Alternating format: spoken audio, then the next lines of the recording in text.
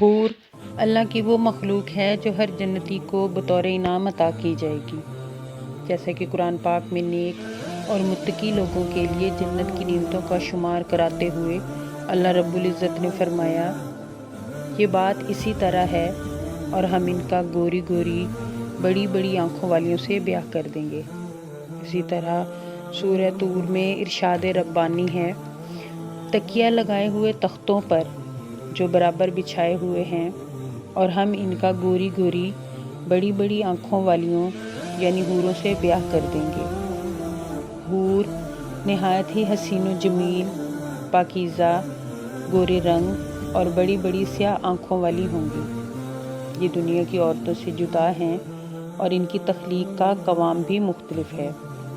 البتہ دنیا کی عورتوں کا حسن جنت میں داخل ہونے کے بعد حوروں سے بڑھ کر ہوگا اور وہ ان حوروں کی ملکہ ہوں گی۔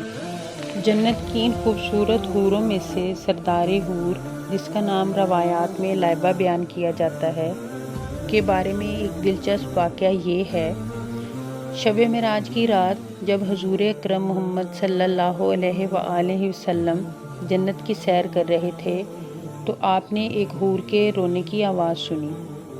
آپ صلی اللہ علیہ وآلہ وسلم نے حضرت جبرائیل علیہ السلام سے پوچھا، اے جبرائیل، یہ کون رو رہا ہے؟ جب جبرائیل علیہ السلام نے آس پاس دیکھا تو ایک حور رو رہی تھی۔ حضرت جبرائیل علیہ السلام اس حور کے پاس گئے اور کہنے لگے، اے حور، تم نے اپنا یہ کیا حال بنا رکھا ہے؟ حور نے عرض کیا، میں نے اپنا یہ حال اس لیے بنا رکھا ہے تاکہ سرور کائنات محمد صلی اللہ علیہ وآلہ وسلم کی نظر کرم مجھ پر بھی پڑے اور پھر میں اپنا حال دل رسول خدا کو سنانے کی سعادت حاصل کر سکوں۔ حضرت جبرائیل علیہ السلام رسول اکرم صلی اللہ علیہ وآلہ وسلم کے پاس آئے اور حور کی یہ بات انہیں بتائی۔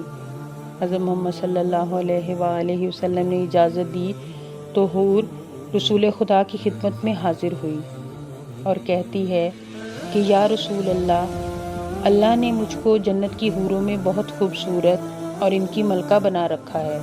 اگر میں بے نقاب ہو جاؤں تو دیکھنے والوں کی نگاہیں خیرہ ہو جائیں اور جنت میں دوپہر کا اجالا ہو جائے۔ رسول اللہ صلی اللہ علیہ وآلہ وسلم نے فرمایا، تو پھر اے حور تم کیوں افسردہ ہو اور اپنے رونے کی وجہ بیان کرو۔ حور نے کہا، یا رسول اللہ، ایک بار میرے دل میں خیال آیا کہ بروز قیامت ہر حور کو کسی نہ کسی جنتی شخص کے حوالے کیا جائے گا، میرا بھی تو کوئی ساتھی ہوگا، اس لیے میں نے اللہ کی بارگاہ میں دعا کی کہ اے میرے اللہ، تیرا مجھ پر احسان ہے کہ تو نے مجھے حوروں کی ملکہ بنایا، اب میری ایک خواہش کو پورا کر دے کہ جنت میں میرا ساتھی کون ہوگا جس سے جنت میں میرا نکاح کیا جائے گا، اے اللہ مجھے اس کی جھلک دیکھنا نصیب فرما۔ پھر اللہ نے میری دعا قبول فرمائی اور حکم الہی ہوا کہ اے حور، جو آئینہ رکھا ہے اس میں ایک نظر دیکھ لو، تیرے ساتھی کی جھلک تجھے نظر آ جائے گی۔ حور نے کہا، لیکن جب میں آئینے کی طرف بڑھی اور یوں ہی میری نگاہیں اٹھیں تو دل پر بجلی گری۔ اس دن سے آج تک بے چین ہوں اور آج تک غم کی وجہ سے گریہ کر رہی ہوں۔ رسول اکرم صلی اللہ علیہ وآلہ وسلم نے فرمایا، اے حور، لیکن کیوں؟ حور نے کہا، میں نے آئینے میں دیکھا کہ ایک سیاہ فام کے ساتھ میرا جوڑا بنایا گیا ہے، لیکن میرا اس کے ساتھ جوڑا کیوں بنایا اور کس طرح میں اس کے ساتھ زندگی گزاروں گی، جس کا تصور بھی میرے دل کو وحشت ناک کر رہا ہے۔ حضرت محمد صلی اللہ علیہ وآلہ وسلم نے مسکراتے ہوئے پوچھا، اے حور، اپنے ساتھی کا سراپا جو تو نے آئینے میں دیکھا ہے اس کے بارے میں کچھ بیان کرو۔ حور نے کہا، وہ سر سے پاؤں تک سیاہ ہے، اس کے موٹے موٹے ہونٹ اور چوڑے دانت ہیں، لمبا چہرہ ہے اور چھوٹی چھوٹی آنکھیں ہیں۔ جیسے ہی حور نے رسول صلی اللہ علیہ وآلہ وسلم کو بتانا شروع کیا، آپ نے اپنا سر مبارک اٹھایا اور انتہائی جلال سے دیکھتے ہوئے فرمایا، تو نے جو سراپا بیان کیا ہے وہ تو میرے پیارے بلال کا ہے، اس کو پا کر اپنی کم نصیبی کا شکوہ کر رہی ہو اور گریہ کر رہی ہو، کیوں تجھے معلوم نہیں بلال میرا عاشق ہے؟ میں نے اسے اپنی پلکوں کے سائے میں پناہ دی ہے۔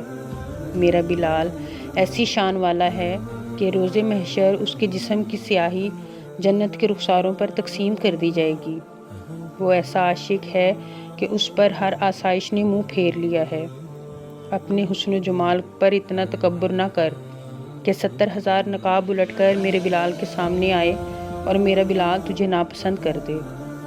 رسول خدا صلی اللہ علیہ وآلہ وسلم کی بات سن کر حور نے کہا، اے رسول خدا، میری معذرت قبول فرمائیں، مجھے وہی بلال پسند ہیں اور یہ میری خوش نصیبی ہے کہ سرور کائنات محمد صلی اللہ علیہ وآلہ وسلم کا عاشق میرے حصے میں آیا۔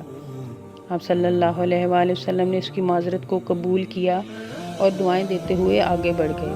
سبحان اللہ۔